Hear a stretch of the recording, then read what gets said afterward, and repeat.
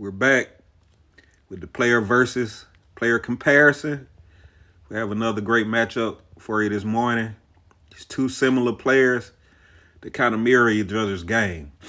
Um, these are two of the best defensive players we've ever had in our league. Um, they bring it on both ends of the court.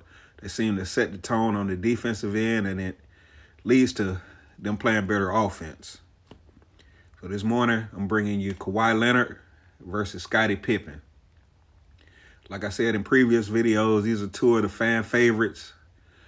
Scottie played on one of the most popular dynasties in the history of the NBA, alongside the great Michael Jordan.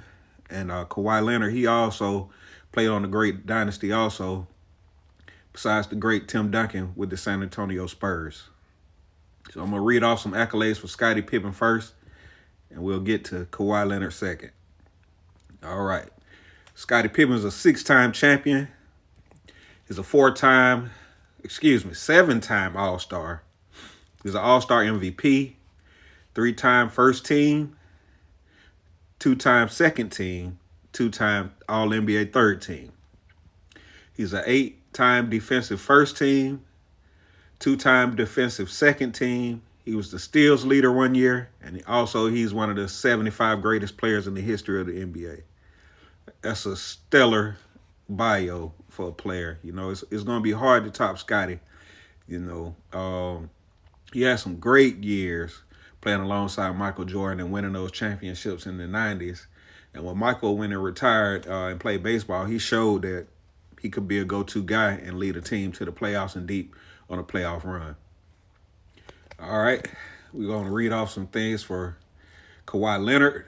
He's a two-time champ, two-time Finals MVP, six-time All-Star, All-Star MVP, three-time first team All-NBA, two-time second team All-NBA. He's a two-time Defensive Player of the Year, three-time defensive first team, four-time defensive second team. He was a rookie first team. He was the steals leader, and he's one of the 75 greatest players of all time.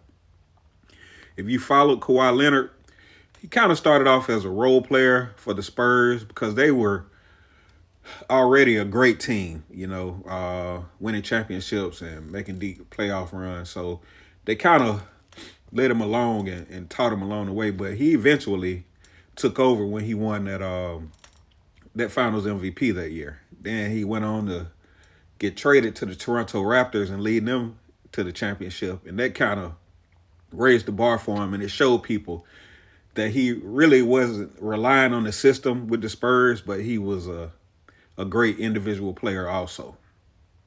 So this is a great matchup, man. They kind of mirror each other's game. And, y'all chime in the comments, man, and let me know who you think the best player was.